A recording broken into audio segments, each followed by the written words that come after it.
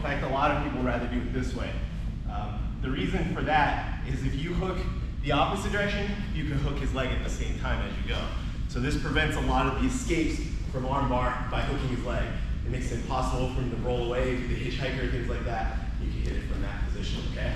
So it's not wrong. In fact, it's preferred by a lot of people, 50-50, all right? So if you're gonna hook head towards the legs, also grab their legs so they can't escape them.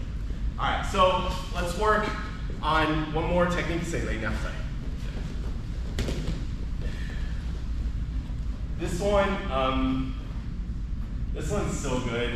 Like, I prefer you do this unless you have short legs. If you have short legs, you might have a little bit of trouble with this, but you can still do it, okay? So we just gotta adjust a little bit more. So he's buttoning up, he's shelling up, he's not giving me anything, he's not letting me turn him, I can't get to S mount. So what I'm gonna do is 2 hands on his top arm. Okay, I want 1 hand on the, switch. That's your bad shoulder, right? Yeah. Okay, whatever. I want 1 hand on his wrist, 1 hand kind of below his, right next to his elbow, okay? And I want to put all my weight on it. I need to be careful here. If I do this and I lean forward, he can bump me and I'm going for a ride. So when I do this move, I have to be careful and kind of lean away, but it's kind of paradoxical because I want to push it down, and by leaning away, it's difficult to push it down. So what I want you to do is get to this position, start like this, get your arms extended, start pushing him down, then go with it here. Because by the time he can bump me from here, it's too late. Nothing's gonna work, okay? So I don't want to go for the Americana, I don't want to go for the Kimura. I want him to think that. So as I'm pushing it down, he's gonna bring his arm around, and I'm gonna trap it right here, okay? I want to trap his arm next to my hip, like behind my arm right here. I'm gonna lock it like this.